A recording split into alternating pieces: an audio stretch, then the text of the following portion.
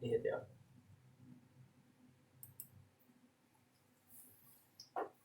Meus irmãos, minhas irmãs, que a paz de Jesus esteja em nossos corações. Vamos falar hoje sobre pluralidade das existências. Estou muito feliz de estar aqui hoje, nessa reunião universal, na internet. E é com muita alegria que estamos aqui na casa do Pai Celestial, Eu quero agradecer a Deus, a Jesus, a espiritualidade maior, agradecer também a direção desta casa tão maravilhosa, que é o universo. Há muitas moradas na casa do meu Pai. A doutrina de Jesus, que é uma doutrina, um manancial de amor e sabedoria que Jesus depositou em nossas mãos. Nós vamos trabalhar hoje com o tema pluralidade das existências, ou seja, reencarnação.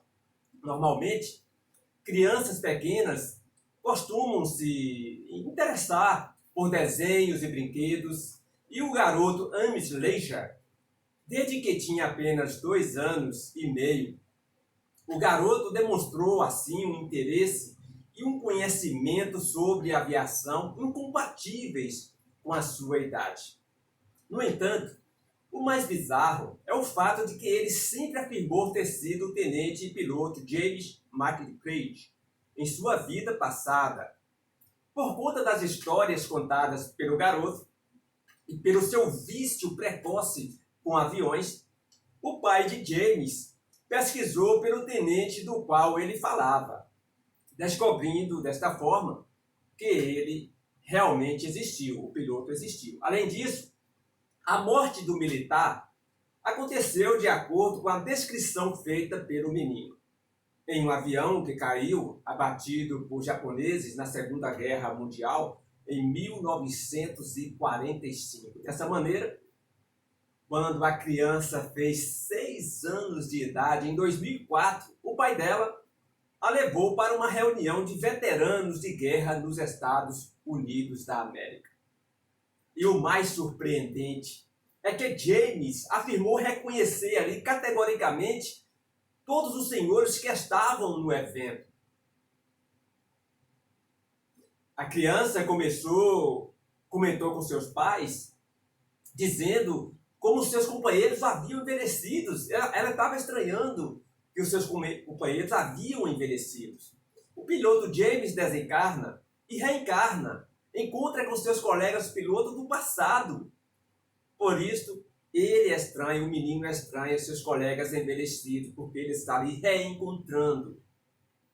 O segundo caso que comprova a reencarnação em estudos científicos é a saudade da antiga família.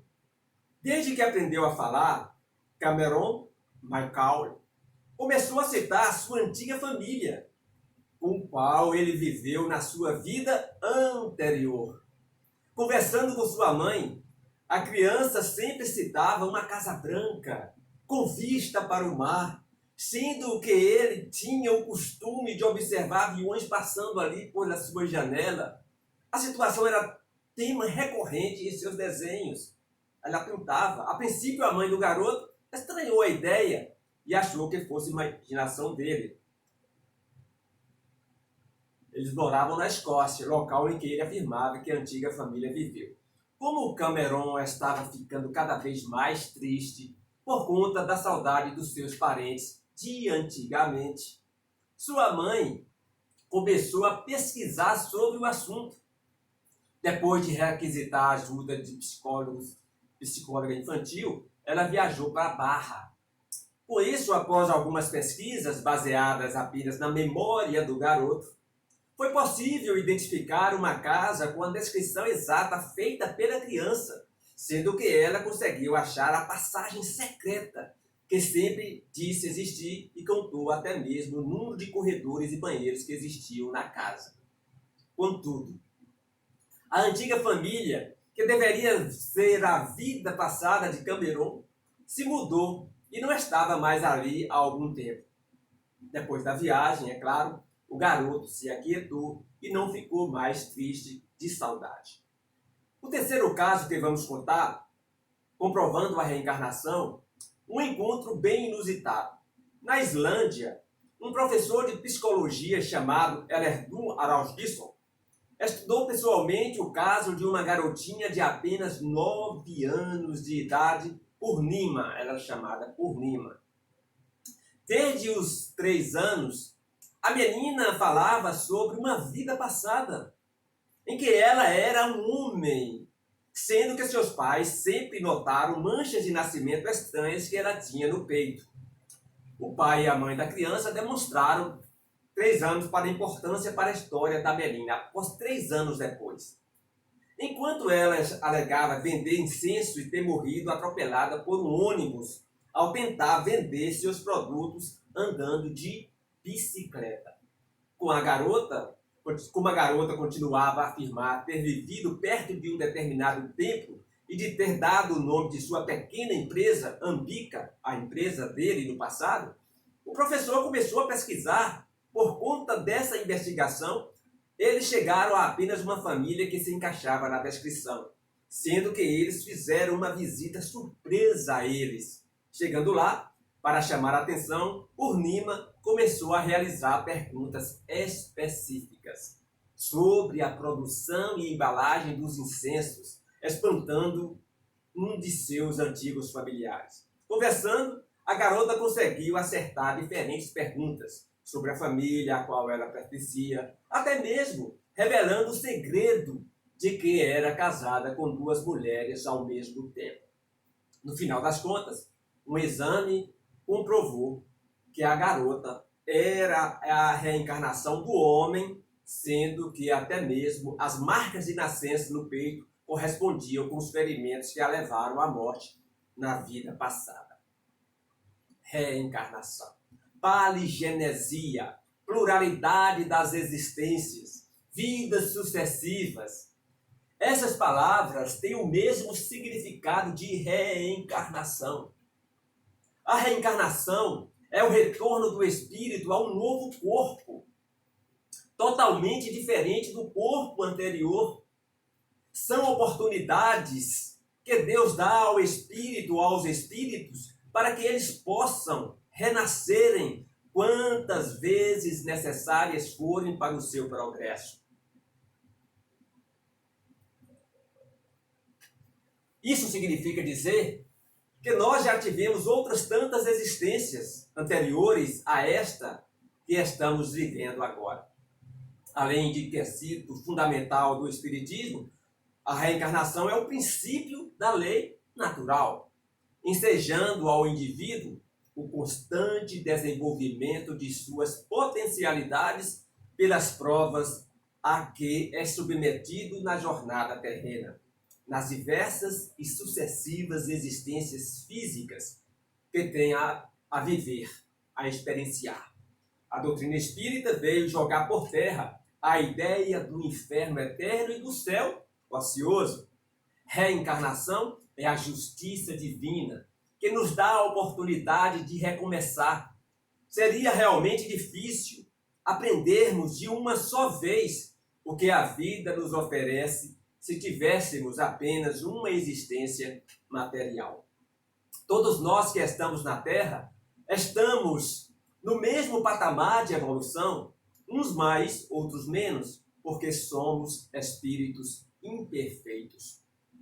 Numa única existência, não teríamos condições de aprender tudo. Assim como o aluno ou a aluna precisa ir à escola todos os dias para que depois de 365 dias passar de ano. Para evoluirmos, para galgarmos os degraus da escada evolutiva, é preciso reencarnarmos várias vezes.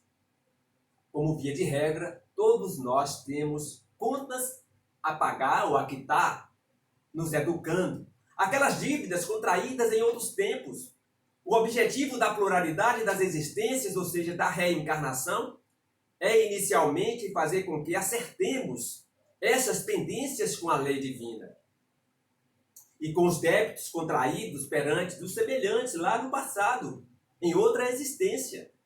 Deus é tão bom para nós que divide a dívida para nós em várias prestações. Deus não coloca fardo pesado em ombros fracos, já dizia Jesus. Em outras palavras, é preciso expiar. Isso mesmo, pagar as contas nos educar, corrigir os erros, acertar as coisas. Não raro, à custa de dores e de aflições. Não como castigo divino, mas como uma educação. A razão principal do retorno do espírito às experiências terrenas é o melhoramento progressivo da humanidade. Assim falam as inteligências desencarnadas, vivas no mundo espiritual.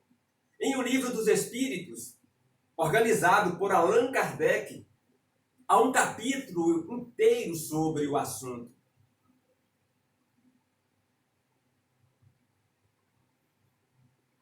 Ou seja, estamos na Terra para evoluir. Na presente, pagamos, quitamos, nos educamos dívidas passadas e conquistamos créditos para o futuro. A semeadura é livre, mas a colheita é obrigatória. Isso tudo é para que sejamos felizes. Deus nos criou para sermos felizes. Deus não deseja o sofrimento de ninguém. Nascemos e renascemos para a conquista da plenitude, da solidariedade universal, da prática do bem sem ostentação, da vivência da caridade no cotidiano de nossas vidas. A reencarnação é a justiça divina. A existência carnal é uma chance de aprimoramento das virtudes latentes na intimidade de cada um de nós. Daí a necessidade do testemunho pessoal. E este testemunho é intransferível. Ninguém evolui para ninguém. Esse processo exige autossuperação, libertação de mazelas e conquista de equilíbrio para uma vida integral e saudável. Assim, todas as dimensões existenciais e interexistenciais serão contempladas nas ações e comportamentos do espírito imortal. Nós somos espíritos imortais. Se você não acredita na reencarnação, questione através da razão e da lógica por que uns nascem ricos e outros pobres. Por que uns sofrem e outros são felizes. Por que crianças morrem em tenra idade, em vez de uma determinação irrevogável da vontade de Deus? Preferível admitir, por ser mais racional e lógico ao nosso entendimento, que o ser humano é o grande artífice de seu próprio destino, pelo uso do livre-arbítrio da presente encarnação ou em vidas pretéritas. O ser humano pode acertar ou como errar, fazer coisas boas ou ruins. Ou seja, nós colhemos o que plantamos de acordo com nosso livre-arbítrio. Repetindo, o plantio é livre, mas a colheita é obrigatória. O ser humano pode acertar como errar, fazer coisas boas ou ruins, como já falamos, e será sempre o maior responsável pelos seus atos, pelas suas consequências dele decorrentes. Geralmente, algumas religiões falam que nós sofremos por causa do pecado original de Adão e Eva. Não é assim. Nós somos responsáveis pelos nossos atos e pelas consequências deles, independentemente de acreditar ou não na reencarnação.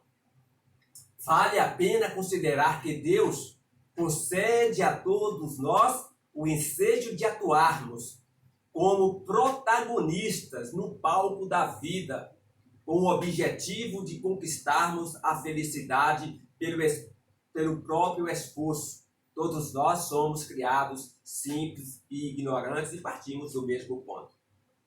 Uns avançam mais rapidamente, outros não.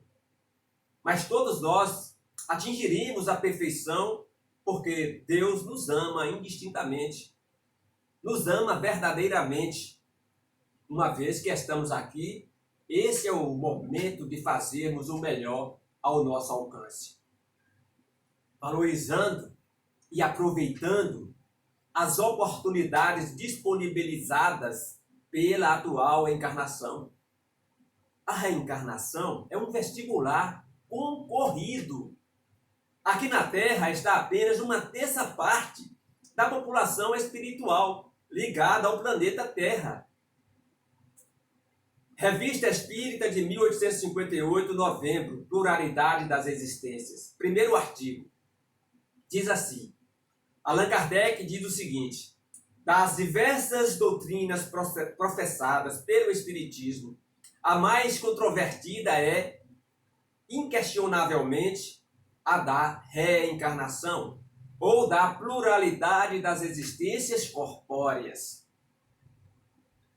E ele continua, embora seja esta opinião atualmente partilhada por grande número de pessoas e que já tenha sido abordada por nós em várias ocasiões, julgamos um dever aqui examiná-la mais minuciosamente à vista de sua extraordinária importância e para responder a diversas objeções que foram levantadas. Allan Kardec. E ele continua, para muitas pessoas, o dogma da reencarnação não é novo. É ressuscitado de Pitágoras. Nós jamais dissemos que a doutrina espírita é uma invenção moderna. Decorrendo de uma lei natural, o espiritismo deve ter existido desde a origem dos tempos. E sempre nos esforçamos por provar que os seus traços são encontrados nas mais altas, na mais antiguidade. Allan Kardec codificou o espiritismo, ou seja, ele estudou minuciosamente os fenômenos das mesas girantes e a partir destes estudos ele descobre o mundo espiritual e suas relações com o mundo corpóreo. Os fenômenos que a doutrina nos apresenta existem desde quando surgiu a humanidade. E para fecharmos a nossa fala, vamos diferenciar ressurreição de reencarnação. Ressurreição. A ressurreição, segundo a ideia vulgar, é rejeitada pela ciência. Se os despojos do corpo humano permanecessem homogêneos, embora dispersados e reduzidos a pó, ainda se conceberia a sua reunião em determinado tempo.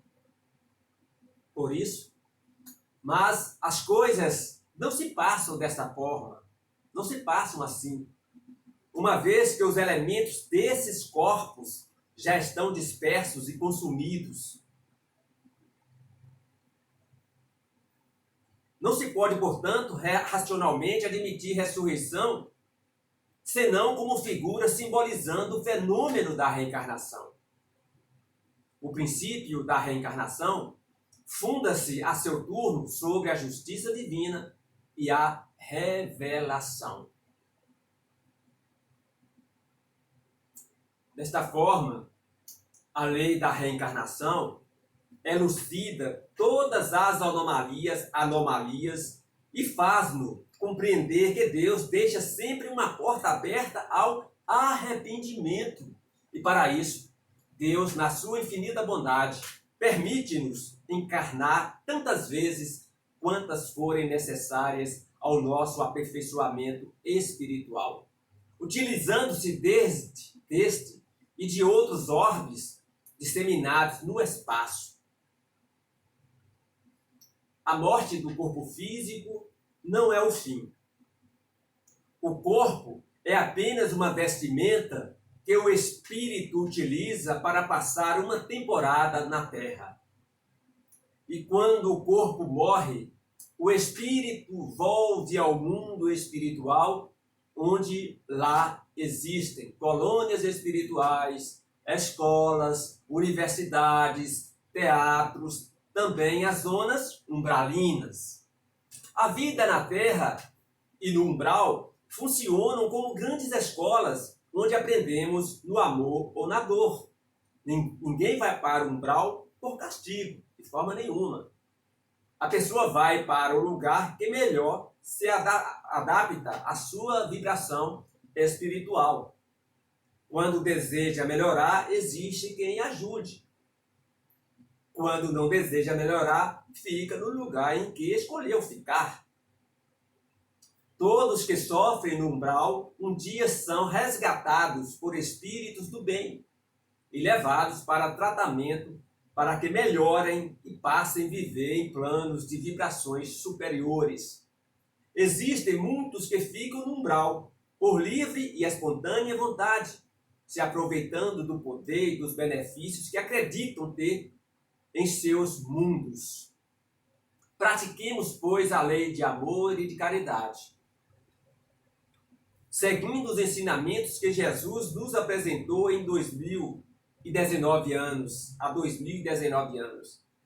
Que Papai do Céu nos abençoe e vamos continuar estudando este manancial de amor e sabedoria que é o Espiritismo.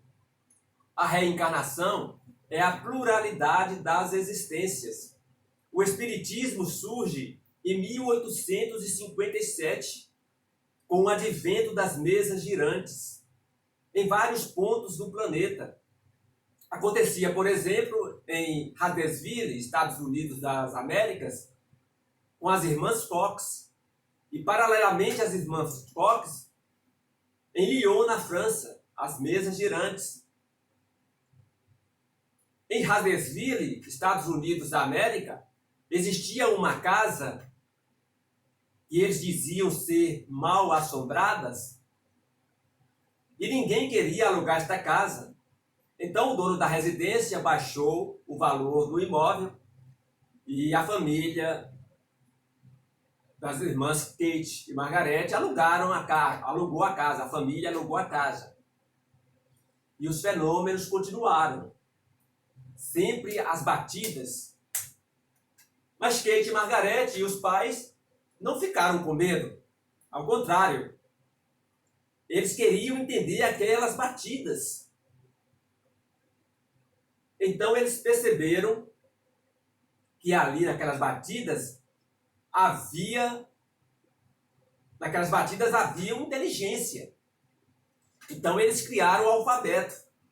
Olha só, criaram lá em Huddersville e também em Lyon o alfabeto Morse, telegráfico, melhor dizendo. Então lá em Huddersville, um toque sim, 2 toques não.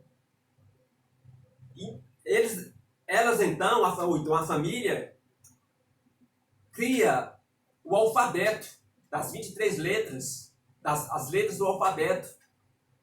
E ali começa então uma comunicação espiritual.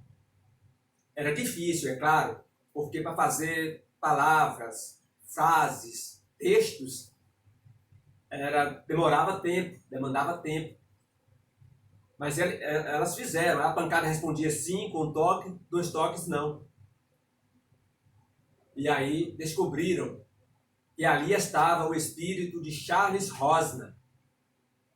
Ele diz o seguinte nas mensagens, que ele vendia quinquilharias e ele hospedava naquela casa no passado. E os donos da casa o assassinaram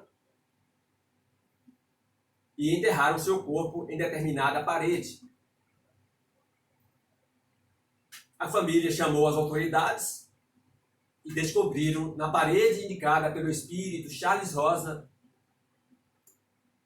os seus restos mortais. Foi a coqueluche em Huddersville, Estados Unidos da América.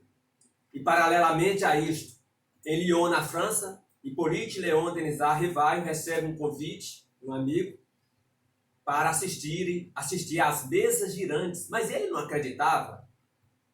Ele observava, era um cientista. Depois de muito tempo, ele então aceita participar das reuniões das mesas girantes. E ele estuda minuciosamente essas mesas que levantavam lentamente, que desciam lentamente, muitas vezes bruscamente, subia e baixava bruscamente. E com o alfabeto que já citamos, as inteligências que provocavam estes fenômenos disseram: aqui estão os espíritos que já viveram na Terra. E ali começa o estudo minucioso de Hippolyte Léon Denisard Rivaio e Allan Kardec, com a codificação do Espiritismo. O Espiritismo, em 1857, retira o véu sobre o mundo espiritual. O Espiritismo mata a morte em 1857 e diz que nós sobrevivemos à matéria, que nós estamos aqui de passagem. Somos entidades espirituais passando uma experiência na Terra. E como é bom saber que após a morte do corpo físico nós sobrevivemos. Com a nossa individualidade, com o nosso eu interior, com o nosso amor, com o nosso ódio, porque a morte não modifica ninguém. E Kardec, então, codifica o Espiritismo. A terceira grande revelação que Jesus deposita em nossas mãos. Jesus é o governador do planeta Terra. Desde quando aconteceu a explosão do Big Bang, ele já assume o controle, a administração do planeta Terra. E Jesus, Deus, através de Jesus, nunca nos deixou órfãos. Sempre nos envia espíritos iluminados para nos esclarecer. Para nos esclarecer. E aí ele envia Moisés, a primeira grande revelação. Olho por olho, dente por dente. Quem ferir com a espada perecerá. Porque nós estávamos na infância espiritual naquela época. Eu falo nós porque nós somos espíritos antigos e já tivemos lá no passado.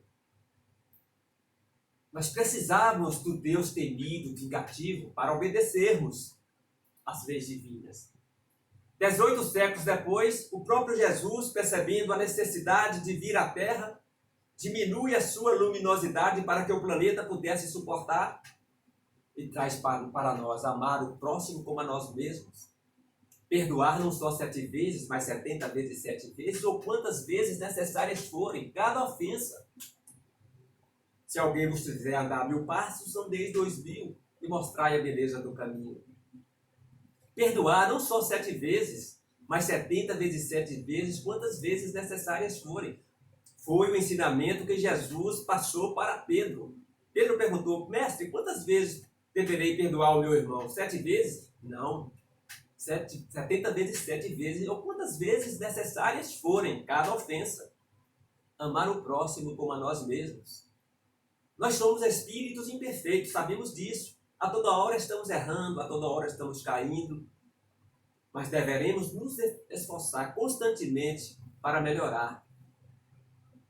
Aí Jesus trouxe esses ensinamentos. Mas ele não modificou os 10 mandamentos que Moisés recebeu no Monte Sinai. Moisés era médium.